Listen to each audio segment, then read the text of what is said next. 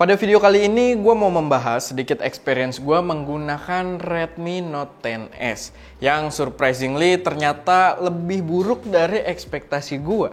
Kenapa bisa? Kita akan bahas setelah intro dulu.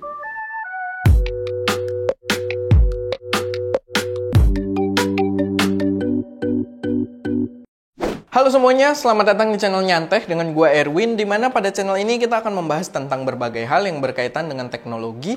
So, kalau kalian tertarik, jangan lupa buat subscribe dan ubah notifikasinya ke mode all, biar nggak ketinggalan update-update terbaru dari kita. Jangan lupa juga buat join server Discord kita, biar bisa ikut diskusi yang lebih mendalam dengan kru Nyanteh dan audiens lainnya. Link buat joinnya udah ada di deskripsi. Nah, kali ini kayak yang udah gue bilang dari tadi, gue pengen memberikan sedikit review gue dari smartphone Xiaomi Redmi Note 10S. Redmi Note sendiri adalah salah satu jajaran smartphone dari Xiaomi yang harusnya menjadi jajaran paling laku mereka, apalagi kalau ngelihat histori dari tipe-tipe pendahulunya. Dan gue juga waktu pertama pakai duit gue sendiri itu beli jajaran Redmi Note. Gue beli Redmi Note 4 kalau nggak salah. Dan ya, sekarang udah sampai Redmi Note 10S, ada Redmi Note 10, 10S, dan 10 Pro. Dan ya, gue bahas yang 10S di sini. Seperti biasa, gue akan coba untuk nggak terlalu bahas secara teknis, karena banyak channel yang pasti udah bahas itu. Gue akan lebih bahas ke general experience aja sebagai pengguna normal sebuah smartphone. Nantinya, kalau masih ada yang kurang atau ada perspektif yang keliru dari pembahasan gue, kalian bebas untuk mengkoreksi dan memberikan saran di kolom komentar.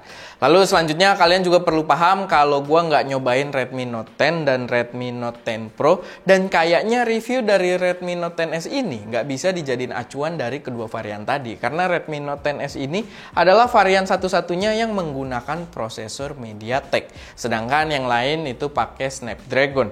Gue nggak benar-benar paham apa aja komprominya, tapi experience gue di HP ini agak kurang cuy. Oke, kita mulai bahas aja HP ini sendiri, dan buat para Mi fans mungkin siap-siap untuk berperang di bawah karena banyak hal yang mau gue kritik di sini. Jujur gue belum bener-bener pakai HP ini jadi HP harian gue karena memang belum mencukupi kebutuhan gue. Tapi dari pengetesan gue yang nggak begitu in-depth aja, udah ada beberapa poin minus yang pengen gue utarakan di video ini. Dan ya, for your info, yang gue pegang ini adalah Redmi Note 10S yang versi 6GB, dan gue beli di hari pertama penjualan resminya, kalau nggak salah sekitar 2,8 juta rupiah. Pertama, gue mau bahas fisik dulu. Buat fisik, di sini gue nggak ada rasa minus sama sekali. Buat harga yang ditawarkan, menurut gue tampilan fisik HP ini ganteng banget. Kamera bumpnya aja kelihatan keren, finish belakangnya juga mewah karena terlihat seperti kaca. Walaupun finish ini nggak begitu reject fingerprint, jadi terlihat agak kotor setelah dipakai sebentar. Tapi ya, overall menurut gue tampilan HP ini udah cakep banget, apalagi atas bawahnya juga flat, dimana dia jadi bisa diberdiriin. Dan ya, pokoknya udah cakep banget asal makainya bersih, nggak kayak gue. Sayang aja proporsi layarnya masih punya sedikit dagu di sisi bawahnya, jadi nggak full display gitu. Tapi buat gue pribadi sih nggak ada masalah, karena daily driver gue aja, yaitu Samsung Note 9, juga masih ada dagu dan jidat. So, bukan masalah buat gue, tapi mungkin worth to mention aja di review, karena siapa tahu jadi pertimbangan kalian. Sekarang kita bahas layarnya sendiri. Ini adalah salah satu nilai jual utama dari HP ini, karena dia udah menggunakan layar super AMOLED display. Dan memang ini salah satu fitur yang bikin gue kepincut dengan jajaran Redmi Note 10. Karena HP harga segini udah super AMOLED, itu pastinya game changer banget. Gue bisa membayangkan visual yang ditampilkan itu bakal sangat cakep. Impresi pertama pas gue pakai, layarnya cakep banget. Bahkan buat dilihat, gue coba lihat-lihat foto di Instagram, sampai coba buat edit-edit foto di Lightroom, gambarnya itu cakep dengan warna yang cukup akurat. Dia juga diklaim punya color space P3, nggak main-main, itu sama dengan iPad gue. Dan gue coba buat lihat foto side by side di Lightroom dengan iPad gue, dan gambarnya memang cukup deket. Gue suka banget dengan gambar yang ditampilkan di layar HP ini. Tapi semua berubah ketika mulai menonton YouTube. Entah kenapa video yang ditampilkan di sini memiliki karakter gambar yang seolah-olah melalui proses oversharpening yang pada beberapa video itu membuat gambarnya terlihat rusak. Jujur, nonton video YouTube di HP ini bener-bener kerasa kayak nonton di layar HP murah.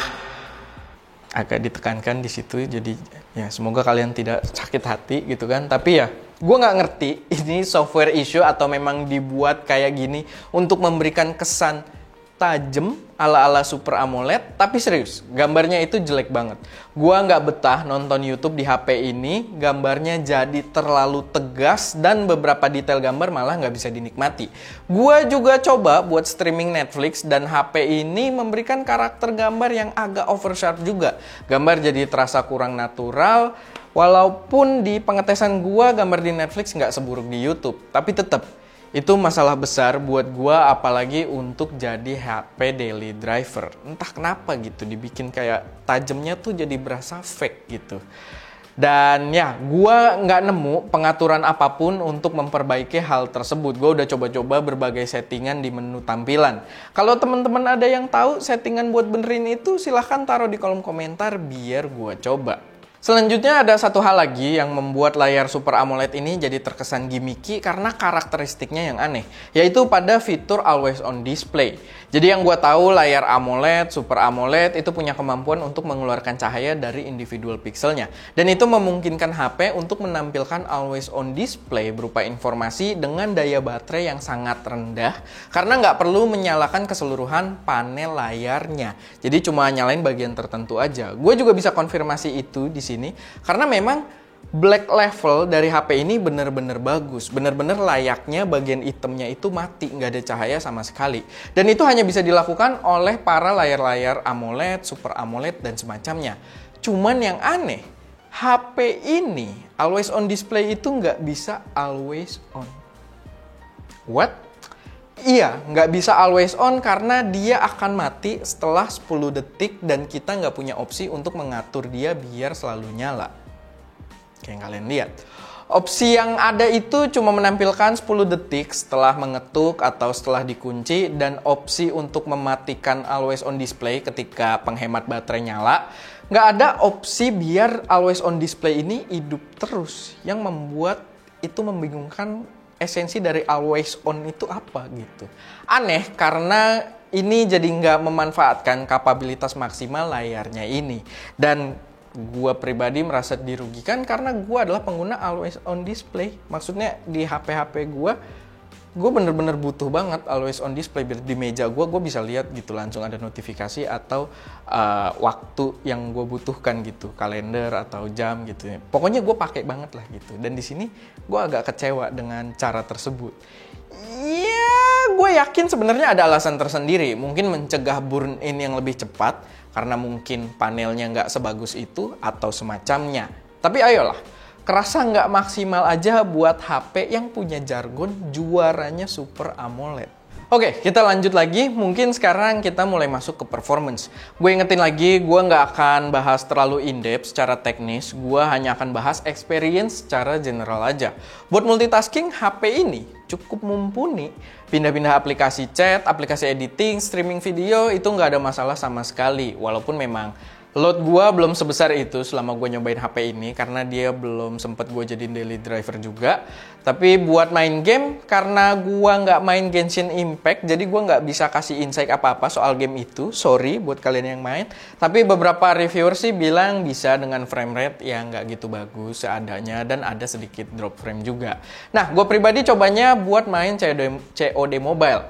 Di experience gue sih lancar aja di settingan tinggi. Gue nggak notice adanya drop frame pas in game sampai agak overheat. Maksudnya main 5 game sampai 7 game aman, abis itu mungkin agak drop frame dikit di experience gue.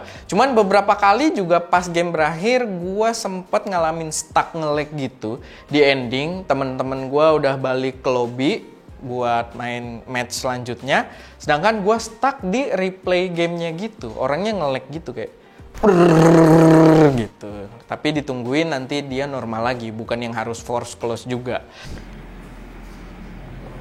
Mau nyari stuck di ending, dapat stuck di opening nih.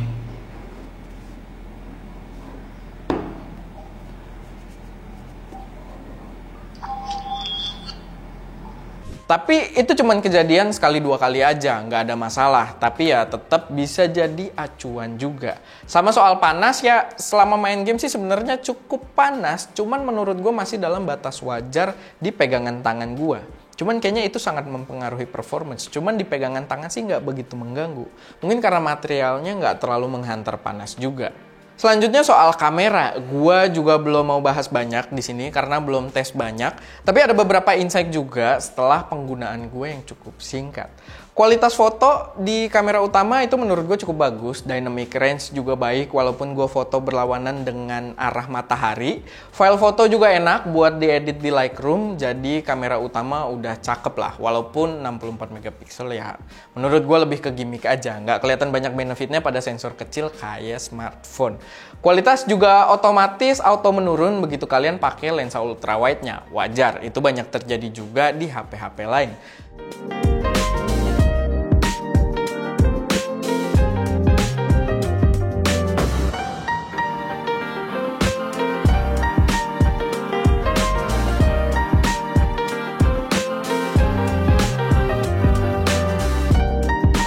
Tapi sayangnya di segmen kamera ada hal yang sangat jadi deal breaker juga, bukan deal breaker juga. Dan ini berkaitan juga dengan performance gua rasa. Karena entah kenapa kalau ngerekam video, di pengalaman gua beberapa kali videonya itu patah-patah padahal gua baru rekam sebentar. Apakah mungkin karena terbebani oleh 64 megapikselnya? Jadi processing terlalu berat? Tapi kayaknya enggak juga, karena itu terjadi juga pada kamera selfie-nya, dan ini jelas deal breaker juga. Cuman setelah tadi, sebelum video ini dibuat banget, gua tadi sempat ngetes, dan yang gua dapati kayaknya patah-patah tersebut adalah faktor dari internalnya yang lagi panas. Jadi kalau misalkan HP kalian lagi panas atau lagi overheat atau lagi anget sih sebenarnya gue berasanya itu video yang kalian ambil akan patah-patah. Jadi kalian nggak bisa relay untuk video recording menggunakan HP ini. Dan biar lebih jelas kita langsung lihat aja footage-nya. Oke, tes kamera depan, kamera selfie ya kamera depan sama aja.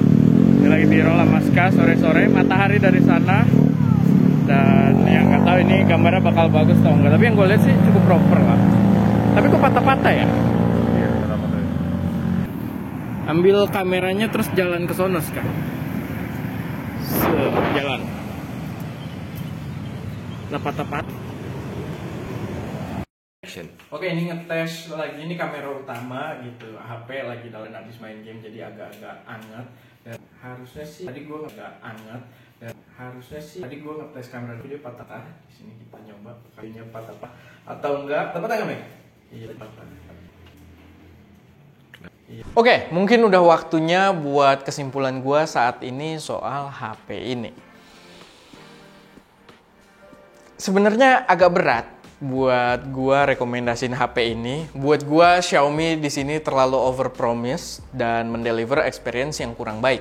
Emang harganya sangat affordable, jadi gua nggak bisa expect banyak dan nggak bisa terlalu komplain.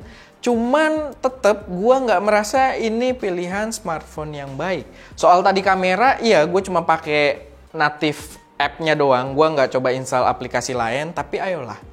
Masa aplikasi bawaannya kayak gitu? Itu kan agak gimana ya gitu kan. Ini juga gue udah update di software terbaru sebelum review ini gue buat. Semoga aja sih hal-hal tadi masih bisa diperbaiki dengan software update yang mendatang. Dan kalian perlu ingat juga pastinya, kalau gue merasa ini nggak bisa jadi acuan untuk jajaran Redmi Note 10 biasa atau Redmi Note 10 Pro-nya. Karena yang gue bahas ini satu-satunya yang menggunakan chipset MediaTek, dan who knows, kalau itu mungkin masalahnya. Gue bukan klaim prosesornya jelek juga, gue nggak tahu apa-apa di situ, tapi mungkin optimisasinya pada chipset tersebut belum maksimal. Oke, paling segitu aja sedikit pembahasan dari gue, semoga bisa memberikan gambaran yang cukup jelas. Kalau ada koreksi, saran, atau pertanyaan, taruh aja semuanya di kolom komentar. Jangan lupa juga buat join server Discord kita, biar bisa ngobrol-ngobrol dan diskusi seputar teknologi, dan apapun yang berkaitan dengan teknologi. Oke, itu aja. Gue Erwin.